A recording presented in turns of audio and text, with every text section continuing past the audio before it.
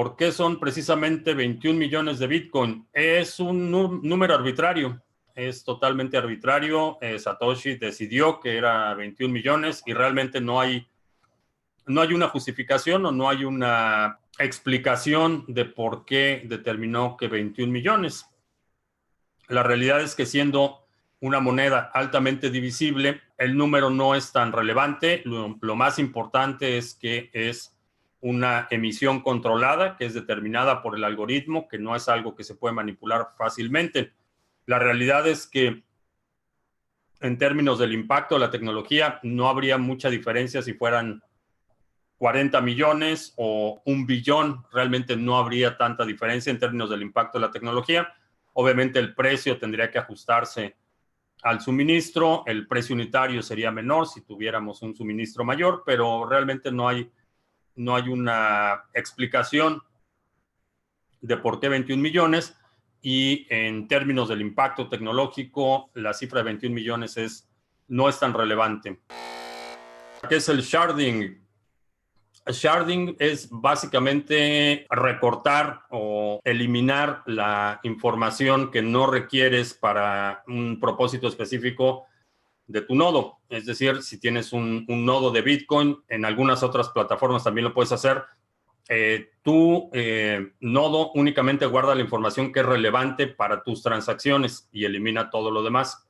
Es básicamente un recorte de la cadena, conservando únicamente la información necesaria para la operación de ese nodo en particular. Eso te permite el deployment o la activación de nodos mucho más rápido, mantiene tu infraestructura un poco más ligera, pero sharding es básicamente eliminar parte de la información de la cadena completa y preservar únicamente en algunos nodos, en algunas redes. Por ejemplo, el sharding lo único que hacen es preservar un fragmento de la transacción o un header de bloque y eliminan todo el contenido del bloque, se quedan únicamente con el header del bloque, van armando la cadena con puros headers y el contenido en sí mismo del bloque no está almacenado. Es básicamente una versión ágil de un nodo. Cuando digo nivel de soporte en Bitcoin, ¿a qué me refiero? En análisis técnico hay dos conceptos, que es soporte y resistencia. El soporte es cuando un precio ha subido y bajado, ha cruzado en muchas ocasiones un mismo nivel, que en este caso sería el nivel mínimo que ha subido y bajado, que ha tocado en múltiples ocasiones. Ese es el soporte. El nivel superior sería la resistencia y ese es el nivel que toca y se regresa, toca y se regresa. Esto obviamente en temporalidad y algunos otros factores que influyen en cuanto al análisis, pero soporte se refiere a un nivel de precio que ha sido visitado muchas veces y que parece que cada vez que toca ese nivel rebota el precio. Por eso se llama soporte. En el sentido opuesto, la resistencia es un nivel que el precio empieza a subir, lo toca y regresa, lo toca y regresa. Ese es el nivel de resistencia. Intercambios cripto a cripto con comisiones bastante competitivas. Es un proyecto que tenemos en colaboración con CoinSwitch. Puedes utilizarlo de forma totalmente anónima, no te tienes que registrar. Solo necesitas proporcionar las direcciones de recepción y envío de los activos que vas a intercambiar. En algunos países te permite también hacer compras utilizando tarjeta de crédito o débito. Si utilizas esa opción, asume que la transacción va a estar asociada a tu identidad. Los gobiernos del mundo pueden detener a BTC fácilmente, shorteándolo hasta llegar a 1000 durante años. Ahorita solo es un instrumento más de las ballenas para saquear a la gente de la clase media. No sé a qué tuitero sigues, pero es absurdo. El valor de Bitcoin no está en el precio. Bitcoin sería igualmente útil, igualmente usado, si el precio hoy fuera $200. Lo puedes utilizar como un medio resistente a censura, inmutable, de acceso no permisionado, y esos tres atributos tienen valor por sí mismos, que nada tienen que ver con el precio. El desarrollo que hemos visto en muchas implementaciones no dependen del precio. Los que dependen del precio van a ser los mineros. Los mineros, lo que sucede si el precio se desploma es que la minería a nivel industrial puede ser menos rentable. Vamos a ver mineros más pequeños. Sería una regresión en términos del poder de minado, pero muy lejos de detenerlo.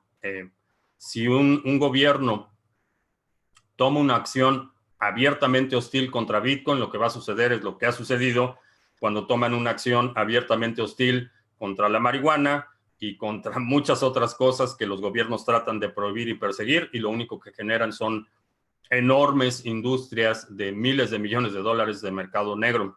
Es absurdo suponer que lo que sostiene o lo que hace útil a Bitcoin es el precio. Así es que quien haya dicho eso, ya no lo sigas. En estos resúmenes semanales de Criptomonedas TV abrimos este espacio para analizar el precio de Bitcoin cada domingo, y en este video vamos a ver la posible causa de los desplomes del precio y de qué manera actuar en este tipo de mercados. Esta semana también la terminamos con los vendedores en el control, seguimos debajo de la media móvil de 21 periodos y el precio lo vemos que cae sin ninguna resistencia, o sea, no hay ningún interés de compra. Pero lo realmente preocupante viene de parte de los mineros. Como sabemos, los mineros son los que mantienen la red segura y básicamente se encargan de verificar que nadie gaste sus monedas dos veces. Pero el problema viene cuando la dificultad del minado sube a un punto tal que los mineros empiezan a vender sus Bitcoin poco a poco para pagar los costos de producción, o sea, ponen una presión bajista en el mercado. Y aunque podríamos decir que vender sus Bitcoin para pagar el costo de producción es algo normal, el problema realmente lo tenemos cuando para gran parte de los mineros esta situación se vuelve insostenible porque empiezan a gastar más de lo que producen, y ahí es cuando hacen una capitulación, apagando sus máquinas de minería y vendiendo todas sus monedas a la vez, produciendo un dump en el mercado. Así que entendiendo esta problemática, podríamos decir que el hash rate de Bitcoin es una métrica importante para detectar la capitulación de los mineros, por tanto los mínimos o fondos en el precio, o lo que llamaríamos una capitulación en el mercado. Lo que estamos viendo en pantalla es el hash rate de minería con dos medias móviles simples, una de 30 días y la otra de 60 días. Y llamaríamos capitulación cuando la media móvil de 30 periodos cruza para abajo la media móvil de 60, y es justo lo que está sucediendo en este momento. Así que para que nos hagamos una idea, miremos qué pasó las últimas veces que sucedió esto. Esto fue el 31 de julio del 2016, justo después del halving, y el precio cayó aproximadamente un 28% en muy poco tiempo, aunque podemos decir que fue una capitulación pequeña y se recuperó casi de inmediato. Pero la última vez que ocurrió esto, y este momento creo que lo recordamos todos, se empezó a dar el 30 de octubre del 2018 y el precio tuvo una de las caídas más espectaculares que hayamos visto en Bitcoin. Y ahora si pasamos al mercado actual, vemos que ahora se empezaron a cruzar estas dos medias móviles, y esto definitivamente nos indica que puede haber o estamos en una capitulación de los mineros. Y aunque se vea un escenario bastante terrorífico, también le podemos sacar ventajas. Después de las capitulaciones, el mercado entra en una fase de acumulación, y en esta fase es donde la mayor parte de los Bitcoin cambian de manos. De las manos de las personas que entran en pánico a las manos que saben que estamos en la fase de acumulación y compran pensando en una futura subida. Técnicamente hablando, este punto podría darse cuando la media móvil de 30 periodos cruce de nuevo para arriba la de 60 periodos, así que sería una excelente oportunidad de compra pensando a mediano plazo.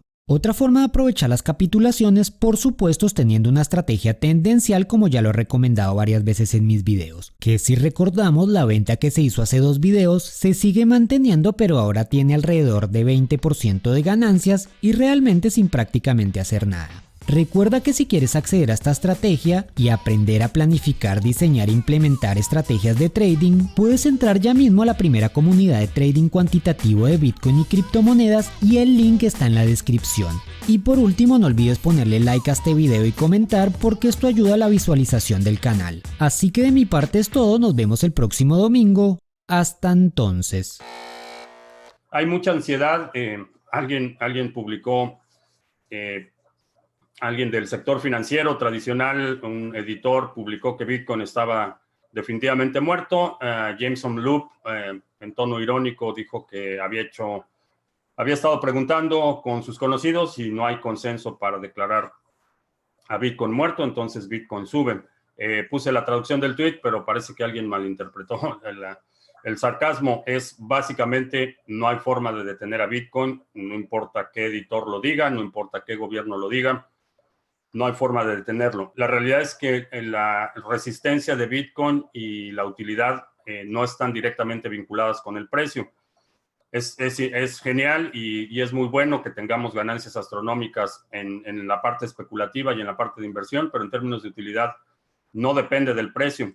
Bitcoin tiene los atributos de resistencia a censura, inmutabilidad y un entorno no permisionado, y esos tres atributos combinados son los que soportan realmente el valor en términos utilitarios, en términos de apreciación o en términos de valuación. Hay muchas distintas opiniones. Todavía estamos en una etapa temprana de consolidación del mercado. Es un mercado bastante inmaduro en el sentido de que no hay métricas lo suficientemente confiables o un espectro histórico lo suficientemente amplio como para determinar aspectos fundamentales en los sectores financieros tradicionales. Los principales indicadores fundamentales son indicadores que se han estado utilizando por décadas en el menor de los casos, y estamos hablando indicadores que tienen 60, 70, 80 años, índices que tienen más de 100 años operando. Entonces, esos fundamentales todavía no los tenemos en el sector, y si separamos la parte netamente utilitaria de la parte del precio, no es difícil darse cuenta por qué los gobiernos no pueden detener a Bitcoin. Y ha sido un arma de propaganda, un vector de ataque, ha sido principalmente mediático. Lo vimos realmente desde el 2013, empezó la historia de China va a prohibir Bitcoin y China va a hacer esto y el gobierno va a hacer esto, como un arma de propaganda para generar confusión. La realidad es que si vemos el espectro de la breve historia de Bitcoin, que son 10 años, y realmente en términos de información de descubrimiento de precio, el tiempo es mucho menor. Entonces, separamos la parte utilitaria, la parte de los atributos tecnológicos de Bitcoin de la parte del precio, y nos podemos dar cuenta que estamos en el lado correcto de la historia. Si tienes Bitcoin, si has estado acumulando, aunque sea cantidades pequeñas, si crees que esta tecnología va a transformar realmente la dinámica financiera, va a lograr eventualmente esa separación de dinero y Estado, creo que estás en el lado de la historia, y creo que estoy en el lado correcto de la historia. Una vez más, porque no es la primera experiencia, no es el primer ciclo que tengo.